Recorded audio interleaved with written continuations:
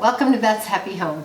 2 summers ago I planted thornless blackberries in my yard, and this year they are producing really well, and so we have the first harvest that is enough to actually make a batch of jam. And so we've been saving the berries in the bag, and now we're going to make jam. So it's so exciting to me to have our homegrown stuff that I thought I would share with you the process of how it's done. So this is a 1 quart bag of raspberries and blackberries, and I'm gonna just blend it up in the blender because I don't really want the big chunks of fruit in this jam. In fact, I'm gonna strain some of the seeds out of it because blackberries tend to be pretty seedy. It says to start with 8 cups of berries, and so that's what these two 1 quart bags seem to provide. The yield needs to be 5 cups of pureed fruit. So in case I don't have enough, I have these that are this morning's harvest, both the raspberries and the blackberries, and I can supplement with that.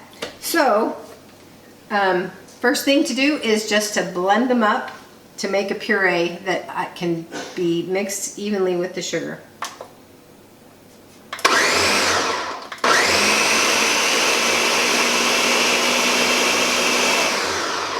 And the benefit to doing it in the blender is that I've got the cup markings on the side of the blender, and so I can see if I need to add any to it. 8 cups of berries blended down exactly to the 5 cups of puree, so they were exactly right on that measurement. I'm going to be using the Sure Gel today, and it has the instructions tucked in every box, and so you don't have to find a separate recipe. Just buy the box of Sure Gel or any kind of pectin. It is going to come with the recipes, and so I'm looking at the cooked jam recipes, and it says I need 5 cups of berry puree. So that's going to be just fine. The next thing to do is to stir in this little box of powdered pectin. Stir it in really thoroughly. And then we will take this over to the stove and heat it up. Once that powder is dissolved in there, we'll heat it up to a full rolling boil. So I'm going to just stir this until it comes to a full rolling boil, and then according to the instructions in the package, I'm going to add 7 cups of sugar that I have pre-measured so that it's ready to just stir in when it reaches that point. And then I'll bring it back up to a full rolling boil, and then we'll be ready to put it into the jars. I have sterilized these lids because I'm not going to process the jam in a canner. I'm just going to turn it upside down and let the heat of the jam seal it up. You want to stir it constantly while you're bringing it up to a full rolling boil so it doesn't scorch. And I like to use a metal spatula just because it's easier to scrape it off the bottom than with a plastic one, and it's going to have pretty intense heat, so I don't want it to melt my plastic spatula either. So this is about halfway there. Alright, this is ready to have the sugar added, and so I'm going to just dump this 7 cups of white sugar into the fruit and stir it in.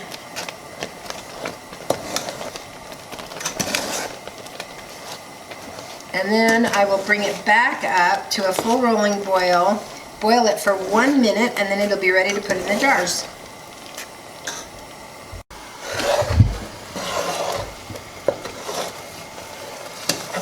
Alright, this is getting to a full rolling boil. I added about a half a teaspoon of butter just to keep the foaming down a little bit, but now I'm going to time it for 1 minute, and then it'll be ready to put in the jars.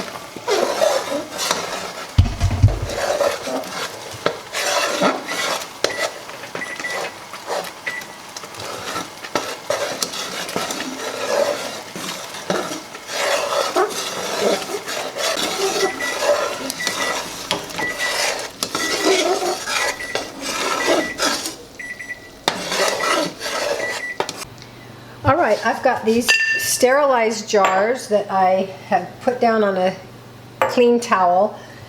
They are ready to go, and I'm going to put this hot jam in there so that they will be re-sanitized. All right, now I've got these jars filled. I'm going to take some of this boiling water that I have heated up my lids with, wipe the rim really carefully so that there's no possibility of a seed getting between the lid and the jar. So I'm taking these lids have been sterilized in boiling water while I was making the jam, and it serves to soften up that the seal that's around the borders, because it's already heated, so the jam doesn't have to be quite as hot in order to get a good seal. So that's my purpose in boiling those lids beforehand, is mostly not only to sterilize them, but mostly to heat it up so that they will seal once they are flipped, because I'm not going to process them. Ouch, that is very warm though.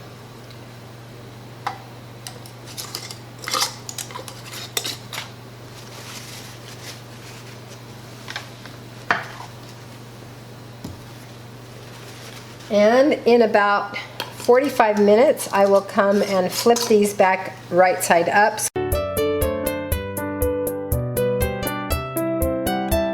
My 5 cups of berry puree ended up yielding 4.5 pints of blackberry raspberry jam, and the combination is very flavorful. It's a very beautiful color, as you'll see in the picture, and the only thing you may want to do differently is you may want to, after you blend your berries, you may want to strain out some of the seeds if the seeds bother you. If the seeds don't bother you, they don't bother me. Don't bother with that step, because you do lose a little bit of the pulp from the berry. But it's absolutely delicious tasting, and if you have access to blackberries and raspberries, try this combination in any proportion and it's going to be absolutely fantastic, I promise. If you have any questions, feel free to ask them. And you can see how this is set up where it doesn't move in the jar at all. It's completely cool. It kind of forms, it looks like a loaf. You can see the form of the jar in there. But it's, so it's set up to just the perfect consistency. And I just follow the recipe that's in the box of pectin. So I'm going to save those recipes because I ordered pectin in bulk, and from now on, for the rest of the season, I will just use it out of that package. It's 1.75 ounces per box, and so I know the proportions now. I don't need to buy individual boxes. It's much less expensive to buy it in bulk online. So if you want to try your hand at making jam, you can combine any fruit that strikes your fancy and just follow the directions that they give you. Maybe add lemon juice if it's not a real tart fruit like peaches or something. It's better to add some lemon juice. This jam doesn't need any lemon juice because it's plenty tart as it is. Anyway, thanks for watching. Come back soon.